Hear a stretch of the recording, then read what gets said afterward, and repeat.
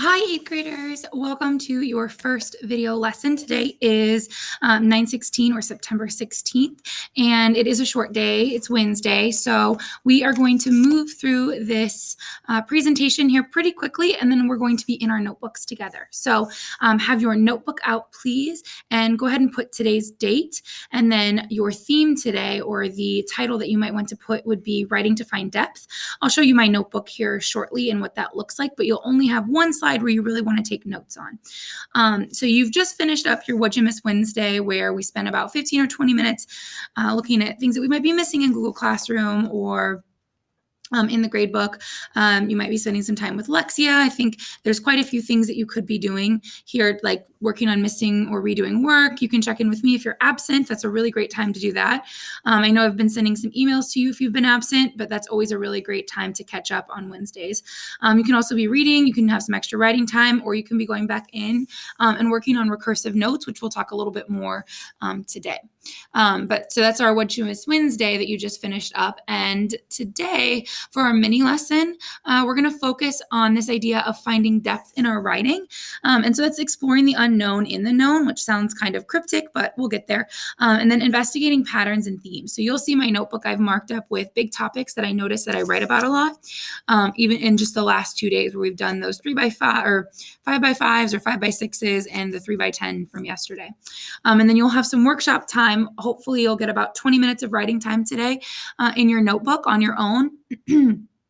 Where again, your goal is 2 to 3 pages of new writing. So every day it's not 2 to 3 pages for a week or for one topic. It's in one sitting for 2 to 3 pages each day. And if you don't hit that, then your goal is to take that home and work on it. So if we look at our learning target right here, we're going to find depth in stories that we've written by uncovering patterns, topics, and asking, where is the mystery?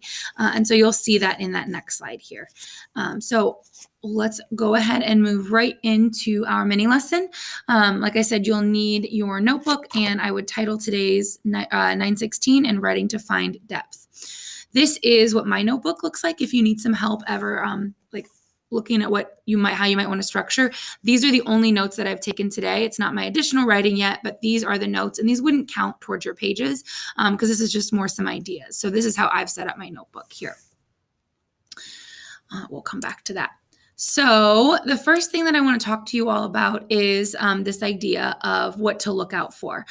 So if we think about when we go back into our writing, because it's really important to not just take our first draft and say that it's our best.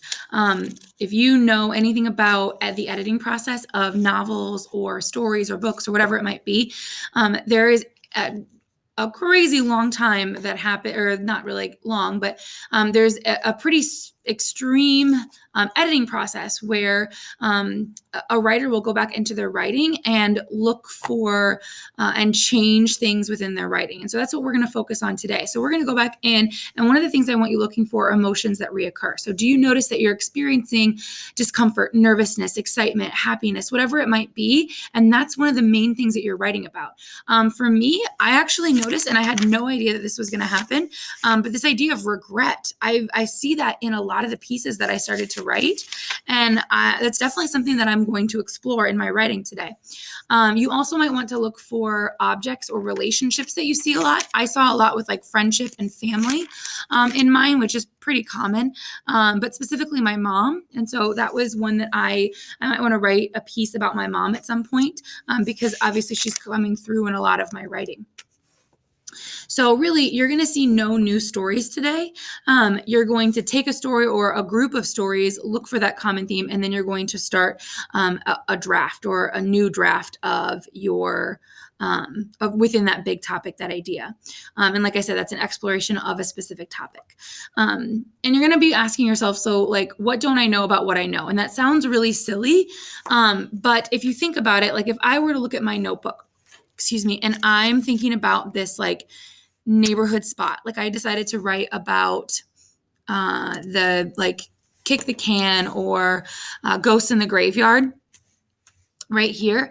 And I think that one of the interesting things is that like I totally forgot what that game is, and so I might have to do a little bit of research and say, okay, like what is this actually about? What does this game actually mean? And I might have an aside where I give some of that informative or expository information about this to set the scene up for my reader and remind myself like, oh yeah, this is the game we actually used to play. That's not what the story is technically about. It's going to be about like the friends I made and the experiences we had beyond just that game.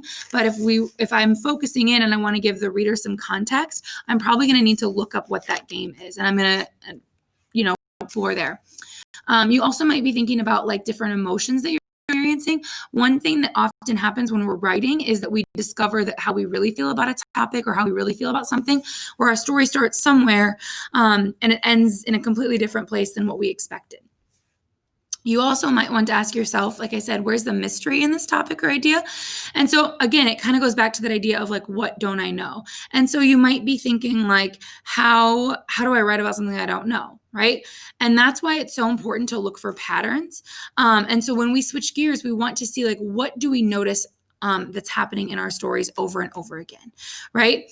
And how can we really take and lift our writing so that it's not just about a basketball game, or it's not just about a fishing trip that I took with my grandpa. You want to think like, how is this representative of something else, right? And then you also want to pause and think like, what other times in my life have I felt the way that I'm feeling in this particular story? And that's where the sticky notes that I'm going to show you here in just a moment. And so if we think about like, what don't I know, or where's the mystery in this topic?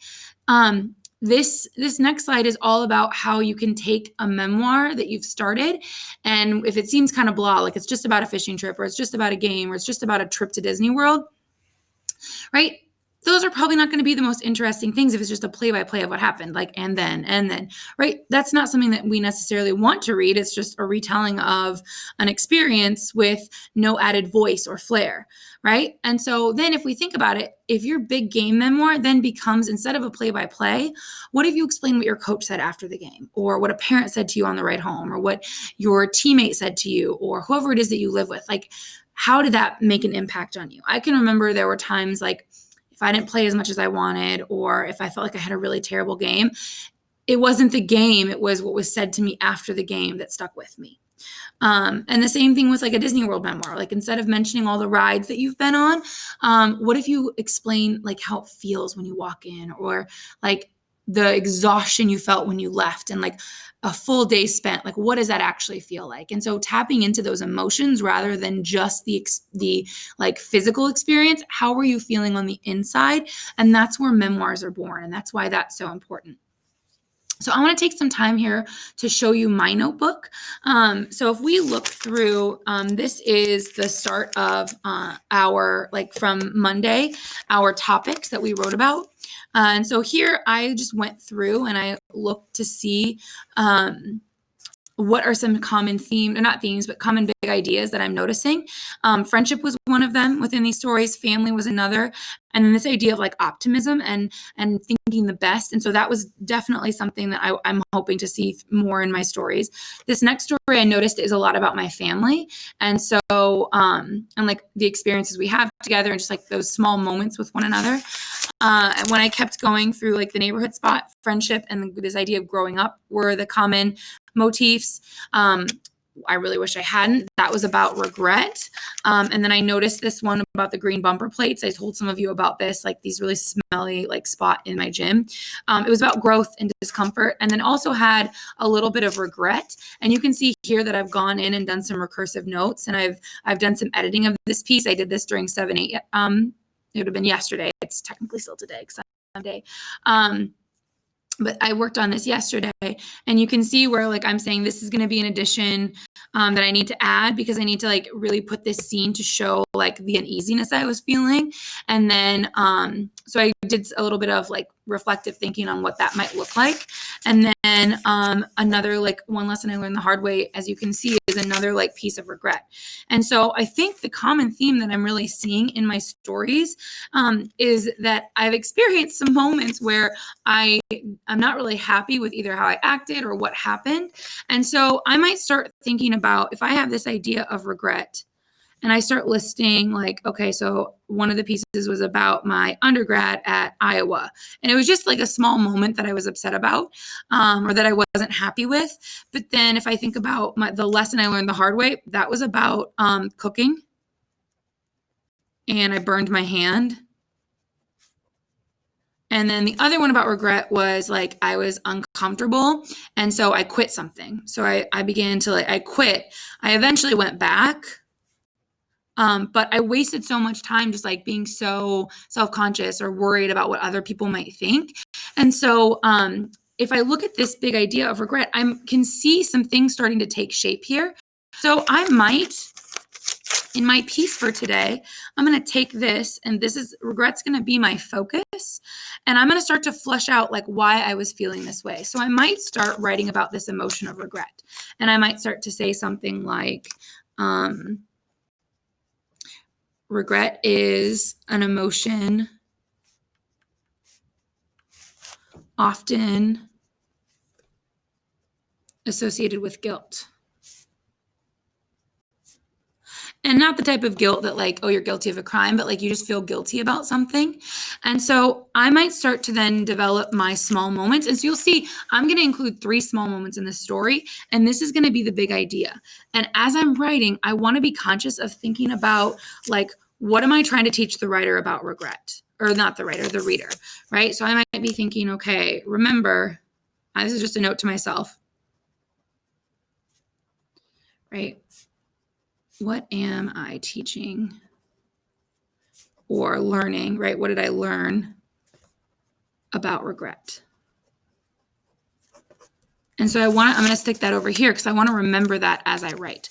Now, as I draft this piece today, it's not going to be perfect. I'm going to continue to edit it.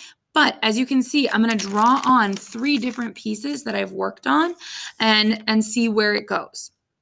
And so that is your job today. You're going to go out into your notebook and you're going to go back through and you're going to look, how can I lift, right? Big Game or Disney World Memoirs, anything like that. And how can I look for ways and to find patterns and trends and big ideas, right? So you're going to decide upon one big idea. I'm just following along with this slide right here that you want to continue writing about. Okay, think what you know, what you don't know, and how you can find out. So as I'm writing about regret, I'm probably going to maybe do some research. I might do some more reflecting and think, okay, are there other small moments that would be better to include? And then where's the mystery within that big idea? Just a couple more reminders. If we think about looking ahead, you have your first notebook check on Friday. We'll be doing some annotations of our mentor text tomorrow, and we're really focused on author's voice. If you can see, I don't know where I put it, but I have our memoir anchor text, and then the work with theme, right, in writing or in our notes. That's one of the things that we'll be focusing on a little bit today, and then your recursive notes as well. And then just some other reminders that we want to have 2 or 3 pages. And then if you are not done with iReady, make sure that you are coming to see me during your seminar time.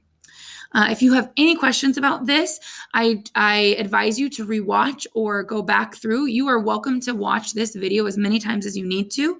Obviously, don't watch it 30 times and have no time for writing. But the whole point of having a video is that you can pause it, stop it, and do some reflection in your own notebook when needed, when that might not be able to happen in a true lesson. So I hope everyone has a wonderful day, and you are off now to write.